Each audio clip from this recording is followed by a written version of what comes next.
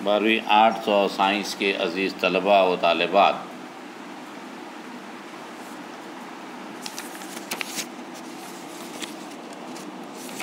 خاکہ نگاری کہ ہم نے 2 اسباق پہلے دیکھے، آج خاکہ نگاری کا تیسرا سبق چھوڑ کر ہم ساتھ اپنا جائیں گے، جس کے مصنف عارف خورشید ہیں، کا مطالعہ کریں گے۔ عزیز طلباء و طالبات، پہلے مصنف کا تعارف اور پھر صاحب خاکہ کا تعارف آپ کے سامنے پیش کیا جائے گا۔ عارف خورشید کا اصلی نام عارف علی خان تھا۔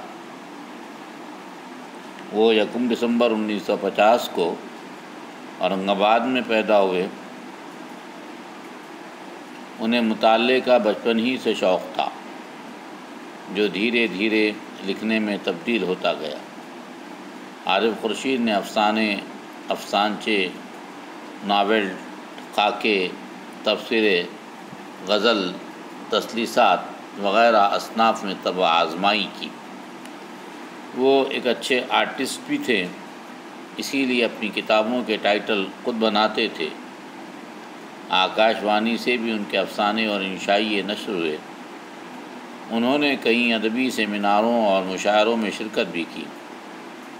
ان کے چند افسانوں کے مجموعوں کے نام یہ ہیں: آتش لمحوں میں، ٹوٹا ہوا آئینہ، یادوں کے سائبان، قافلے والوں سچ کہنا، احساس کا زخمی مجسمہ اور کچھ بھی نہیں کہانی میں۔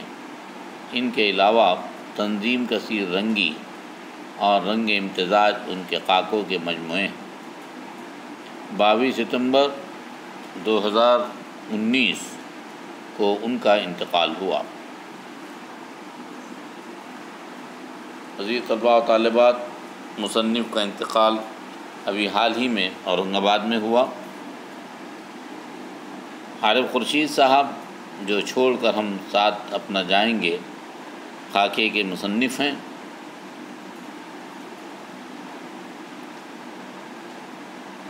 صاحب خاکہ کا تعارف پیش کرتا ہوں۔ عزیز طلباء سماعت فرمائیے۔ عصمت جاوید، ڈاکٹر عصمت جاوید کا نام عصمت اللہ اور قلمی نام عصمت جاوید تھا۔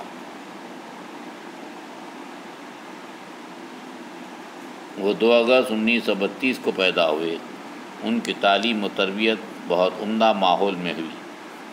انہوں نے ممبئی کے انجم اسلام میں ابتدائی تعلیم حاصل کی۔ اسماعیل یوسف کالج سے BA کرنے کے بعد وہ اورینٹل ٹرانسلیشن آفس میں ملازم ہو گئے۔ 1954 عیسوی میں الفنسٹن کالج ممبئی سے درجہ اول سے MA کیا۔ 1958 میں وہ ودربھ مہاودیالیہ امراوتی میں صدر شعبہ اردو مقرر ہوئے۔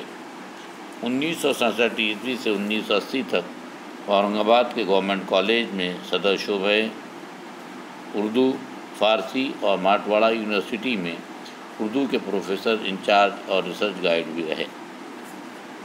اس عرصے میں وہ SSC بورڈ، پونے کے بورڈ آف اسٹڈیز اور بال بھارتی کی بالترتیب کنوینر اور چیئرمین رہے۔ 1967 سے 68 میں 11ویں جماعت کی زبان اول کی کتاب ڈاکٹر عصمت جاوید نے تنہا مرتب کی تھی۔ عصمت جاوید کا خاص میدان لسانیات تھا۔ وہ شاعر، نقاد، محقق اور مترجم بھی تھے۔ اردو عروض پر بھی انہوں نے کافی کام کیا۔ وہ ادبی حلقوں میں بے حد مقبول تھے۔ عصمت جاوید کی تصانیف میں سے چند کے نام اس طرح ہیں: فکر پیما، لسانیاتی جائزے، اردو پر فارسی کے لسانی اثرات، نئی اردو قواعد، قلب ماہیت، تلفظ نما اردو لغت، اکیلا درخت، شعری مجموعے، اسرار خودی، اقبال کے اسرار خودی کا ترجمہ، عکس رموز بے خودی، اقبال کی فارسی مثنوی کا منظوم ترجمہ، مراٹھی آموز، اہل اردو کے لیے مراٹھی گرامر، باقیات عصمت جاوید، بعد از مرگ، شائع کی گئی۔ 19 اگست 2002 کو ان کا انتقال ہوا۔ عزیز طلباء و طالبات، خاکہ اسم جاوید شیخ صاحب پر چھوڑ کر ہم ساتھ اپنا جائیں گے عنوان سے عارف خورشید نے تحریر کیا ہے۔ اب خاکہ یہاں سے شروع ہوتا ہے۔ ڈاکٹر عصمت جاوید 2 اگست 1992 کو پونا میں پیدا ہوئے۔ ان کے والد عبدالباقی صوم و صلات کے پابند تھے۔ ان کے والد کے چچا سلیم اللہ کے نام پر ان کا نام عصمت اللہ رکھا گیا۔ ڈاکٹر عصمت جاوید کی 2 لڑکیاں اور 1 لڑکا ہے۔ عصمت جاوید شیخ کا رنگ گورا، قد میانہ، جسم توانا، چہرہ بیضوی، گول مٹوس شخصیت۔ کسی زمانے میں سر پر بال رہے ہوں گے، آخری عمر میں سر بالوں سے بے نیاز ہو گیا تھا، اس لیے بالوں نے گالوں پر ڈیرا ڈالا ہوا تھا۔ جوانی میں مونچھ اور کلین شو، آنکھیں بڑی بڑی، ناک کھڑی، دانت جمے ہوئے مگر خدرے اٹھے ہوئے تھے۔ پان کے شوق نے ان کا رنگ و روپ بگاڑ دیا تھا۔ کھانے پینے اور پہننے اوڑھنے کے شوقین تھے۔ لباس بشرٹ، پتلون، خاص موقعوں پر کوٹ ٹائی، مفلر، جیکٹ وغیرہ۔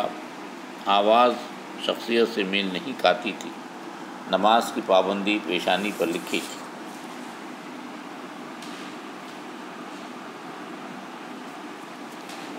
روزے کی پابندی کبھی ان کے توانا جسم پر اثر انداز نہیں ہوئی۔ عصمت جاوید بہت پڑھے لکھے آدمی تھے۔ چونکہ اورنگ آباد کو وطن ثانی بنا چکے تھے، اس لحاظ سے اورنگ آباد کے لیے جو نام باعث افتخار ہیں، ان میں ان کا نام بھی شامل ہے۔ ان کے ہم عصروں میں ایسا کوئی نہیں ہوگا جس نے ان سے استفادہ نہ کیا۔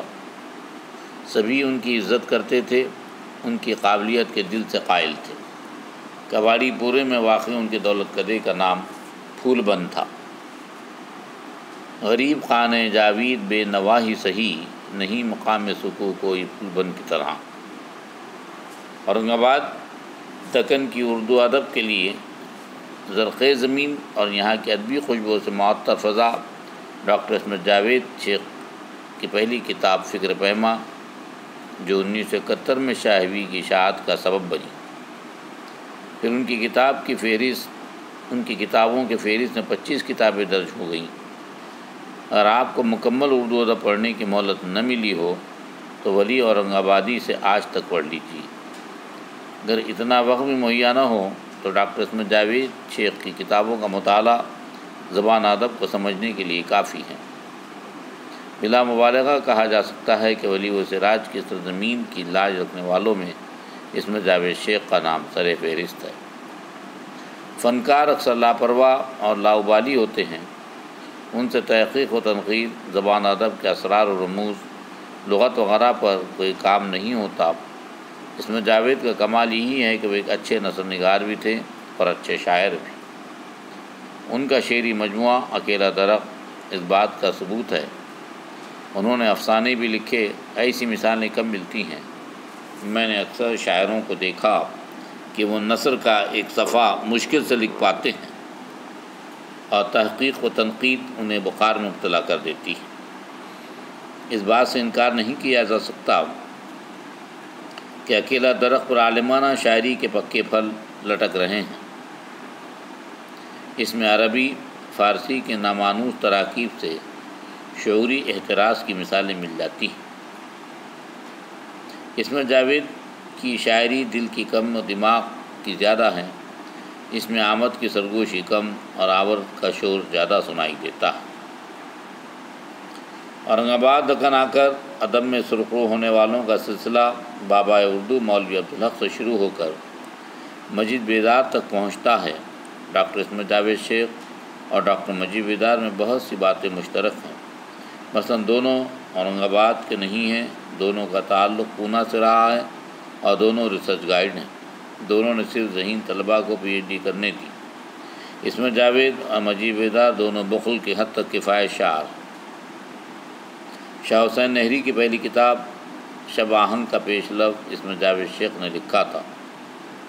شاہ حسین نہری کو لگا کہ فن کے بارے میں جو بات ابتدا میں اسمت جاوید شیخ نے کہی تھی، درمیان میں اس کو غالباً رد کر رہے ہیں۔ بات سمجھنی چاہیے تو اسمت جاوید نے غصے میں ان کے ہاتھ سے کاغذ لے کر اس لیے شب آہنگ پیش لفظ کے بغیر شائع ہوئی، لیکن شاہ حسین نہری نے کاتب کو دینے کے لیے اس پیش لفظ کی جو نقل لکھ رکھی تھی وہ آج بھی محفوظ ہے۔ شاہ حسین نہری کا کہنا ہے کہ شیخ صاحب نے انتہائی شفقت، محبت اور اصرار نے مجھے کسی موضوع پر پی ایچ ڈی کر لینے کے لیے بارہا کہا۔ معین الدین عقیل اٹلی یونیورسٹی کے شعبہ اردو کے صدر اورنگ آباد آئے تو میں نے ان سے پوچھا کہ آپ یہاں کس کو جانتے ہیں، تو ان کی زبان سے پہلا نام ڈاکٹر اسمت جاوید شیخ کا نکلا۔ انہوں نے ملنے کی خواہش ظاہر کی۔ میں نے کہا وہ گھر پر نہیں ملیں گے، چونکہ اپنے آپ کو تنہا محسوس کرنے کا دور وظیفے کے بعد شروع ہوتا ہے، اس لیے سروس کے دوران فرد بھول جاتا ہے کہ میں ریٹائرڈ بھی ہوں گا اور ان دوستوں اور شناساؤں سے ملاقات کے لیے ترس جاؤں گا جن سے میں ملا کرتا تھا۔ ڈاکٹر اسمت جاوید اپنے گھر میں کے عنوان سے منور جہاں لکھتی ہیں، میرے شوہر جاوید ایک معصوم، سیدھے سادے، شریف النفس، نیک طبع، سنجیدہ اور وسیع القلب انسان تھے۔ انہوں نے میرے ساتھ زندگی بھر نیک برتاؤ کیا اور میرے کام کی بہت تعریف کرتے تھے۔ آگے لکھتی ہیں، اسمت جاوید صاحب علم کا بہتا دریا تھے۔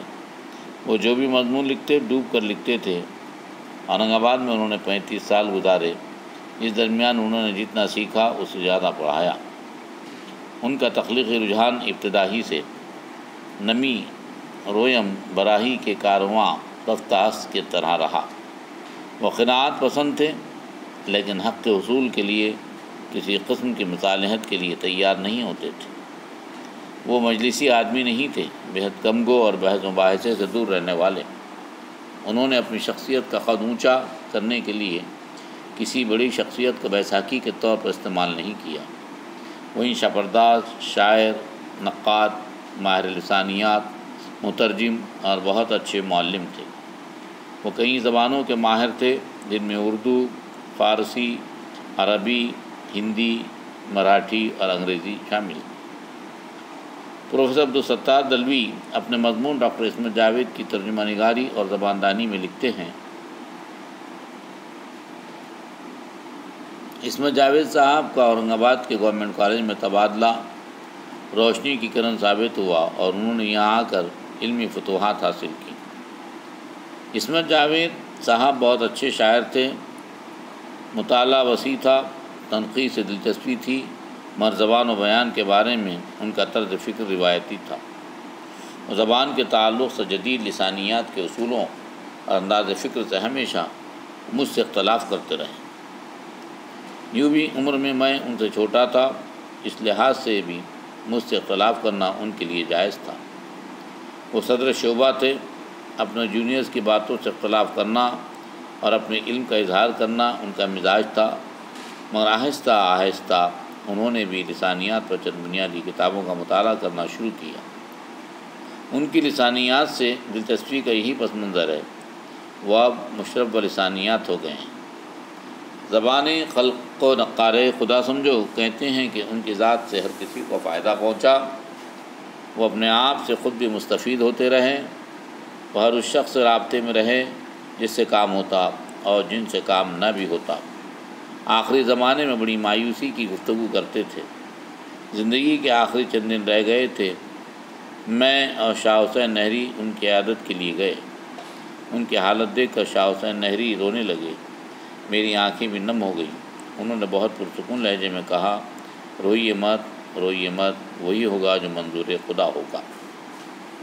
ہم دونوں کچھ دیر پلنگ کے قریب بیٹھے، پھر بھاری دل اور وزنی قدموں سے لوٹ آئے۔ ان کے نئے مکان دلرس کالونی سے اپنے گھر تک کسی نے کوئی بات نہیں کی۔ خدا جانے ہم کیا سوچ رہے تھے، یا شاید ذہن سوچ اور فکر سے آزاد ہو گیا تھا۔ جو لوگ اس دار فانی سے چلے جاتے ہیں وہ اپنی خوبیوں اور خامیوں کے ساتھ یاد آتے ہیں۔ اسمت جاوید شیخ جیسی شخصیت کو فراموش کرنا آسان نہیں۔ اردو ادب کو تو اپنی بقا کے لیے انہیں ضرور یاد رکھنا چاہیے۔ عزیز طلباء و طالبات، خاکہ نگاری کے صنف میں آج ہم نے تیسرا خاکہ، جس کے مصنف عارف خورشید صاحب ہیں، جس کا عنوان چھوڑ کر ہم ساتھ اپنا جائیں گے، اور صاحب خاکہ اسمت جاوید ہیں، جو اردو ادب کے مایہ ناز ادیب تھے۔ عزیز طلباء، میری آپ سے گزارش ہے کہ آپ اپنے گھروں پر اس سبق کا ایک بار مطالعہ کریں اور لغت کا استعمال کر کے مشکل الفاظ کے معنی از خود تلاش کرنے کی زیادہ سے زیادہ کوشش کریں۔